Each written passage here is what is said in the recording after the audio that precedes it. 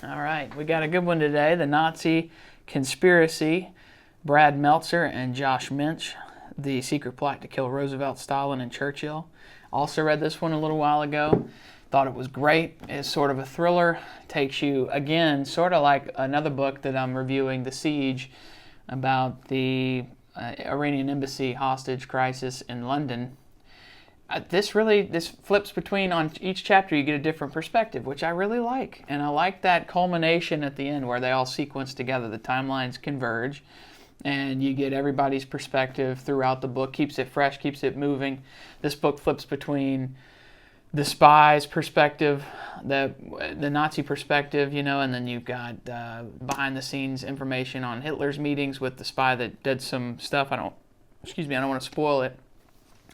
And then you get the American perspective and you get the Soviet perspective, and it's very fascinating. But in general, what happens here is the Soviets tell the Americans that there's a plot to kill the three leaders at the conference that they're going to have in Tehran when they all get together for the first time.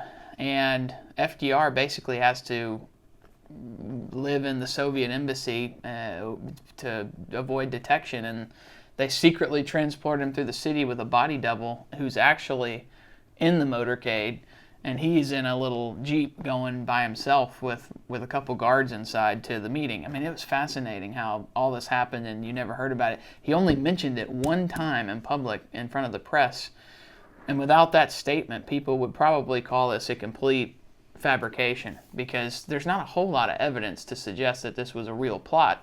In fact, the author sort of suggests that maybe it was a way for Stalin to get him in the embassy to spy on him and listen to his conversations, but you almost go, that seems unlikely just because FDR is going to be told, be sensitive in your conversations when you're here because you're probably being bugged. I mean, it's like, what's the point, really? Stalin knows that's going to happen. So I don't know what's real and what's not. The Soviets, they to this day talk about it as a successful intelligence operation, that they prevented the assassination attempts against these three. And then the Americans really only spoke about it once, and then London's sort of in the middle, and it's like, okay, well, we don't know for sure what really happened here, but that's kind of what, spy stuff isn't written down all the time, and these guys are intelligence officers, so identities come and go, and you're not going to have a piece of paper that proves it. But a lot of the players went on down the road and talked about it, and so to me it seems more likely than not. How serious or how legitimate the attempt would have been, who knows, but it takes you through this secret stuff that was just like never talked about, and you're like, wow, what a good little story that they found. So Brad Meltzer and Josh Minch really did a good job taking you through that.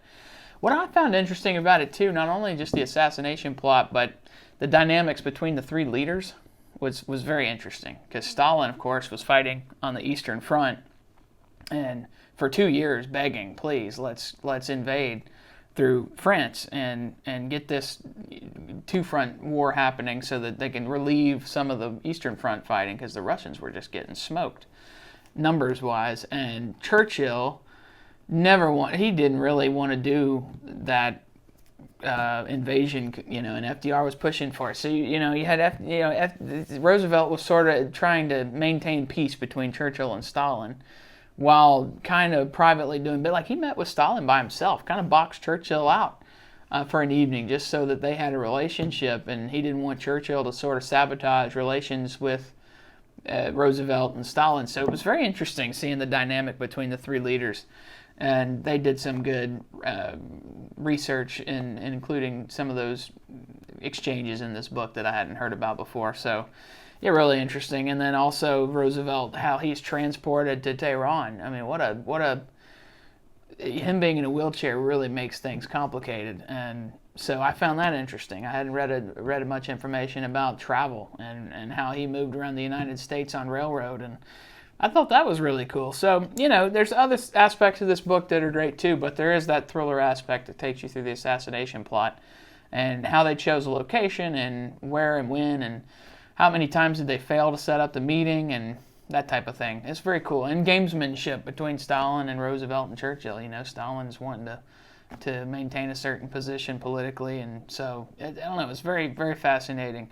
But yeah, this is a great little conspiracy theory about the Nazis' plot to kill these people, and it gives you a great perspective from the Nazi side too, and what they were attempting to do, and a breakout of Mussolini. Man, there's a great section in this book on their successful breakout of Mussolini from a mountaintop. They paraglide into this freaking mountain and get Mussolini out. I mean, it was like, wow.